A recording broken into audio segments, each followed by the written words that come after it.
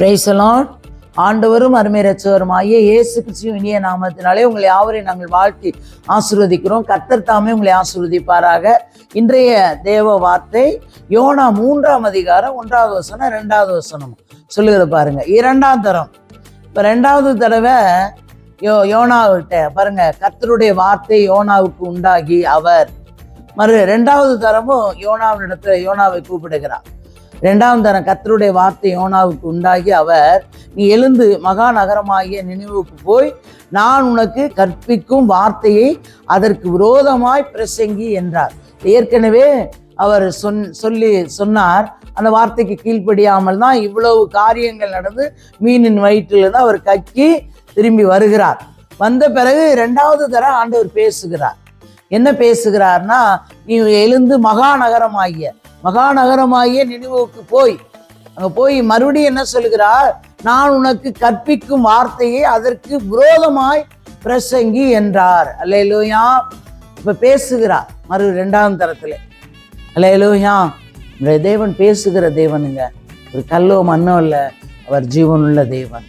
பாருங்க, அவர் அந்த யோனா எல்லா சூழ்நிலையிலும் அவர் நெருக்கத்திலிருந்து கூப்பிட்டார். அப்ப சத்தமிட்டார், அவையமிட்டார். ஆண்டவரே, இந்த ஒரு விசை என்னை ஆண்டவரே கிருபையாய் காத்து நடத்துங்க, நான் ஆண்டவரே மறுபடியும் உடைய வேலையை செய்கிறேன் என்று சொல்லி அவர் ஜெபித்து அந்த மீன் வயிற்றில் வெளியே வந்து அப்ப 2ஆம் தரமும் பேசுகிறார். அல்லேலூயாம்.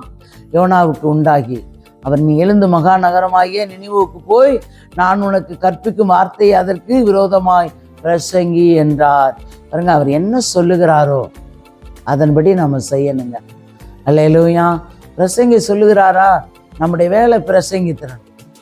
இது சொல்லு, பிள்ளைகளுக்கு சொல்லு என்று சொல்லுகிறாரா, சொல்லிடணும். அல்லேலூயா. அவர் சொல்லாத ஒன்றை நாமா எடுத்து எதையும் சொல்லக்கூடாது.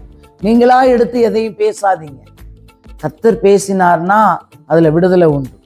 கர்த்தர் சொன்னார்னா அதுல சமாதானம் உண்டு. அல்லேலூயா. அப்ப கர்த்தர் சொல்லுகிற வார்த்தையை மட்டும் நீங்கள் சொல்ல வேண்டும்.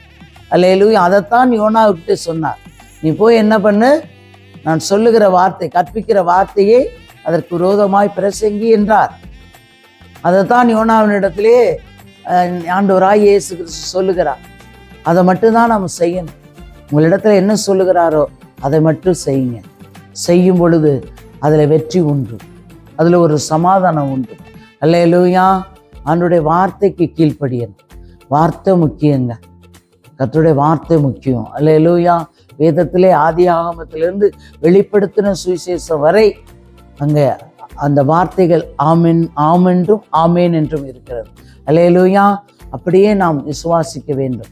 ஆண்டவரே, உம்முடைய வார்த்தைக்கு நான் அப்படியே கீழ்ப்படுகிறேன் என்று நீங்கள் கீழ்ப்படிந்து நடக்கும் பொழுது உங்களுடைய குடும்ப காரியத்திலும் சரி, உங்களுடைய சூழ்நிலை, எல்லா சூழ்நிலையிலும் அவர் முன்னின்று உங்களை நடத்துகிற தேவனாய் இருக்கிறார். தகப்பனே, மை துதிக்கிறோம், சோத்திரம். கர்த்தாவே, சர்வ வல்லமையுள்ள தெய்வமே, மை துதிக்கிறோம், சோத்தரிக்கிறோம். நேற்றும் இன்றும் மாறாத எங்களுடைய நல்ல தகப்பனே, உங்களுடைய பரிசுத்தமுள்ள கரத்தில் ஒரு விஷயங்களை தாழ்த்தி உங்களுடைய பொறுப்பாற்றல் தருகிறோம்.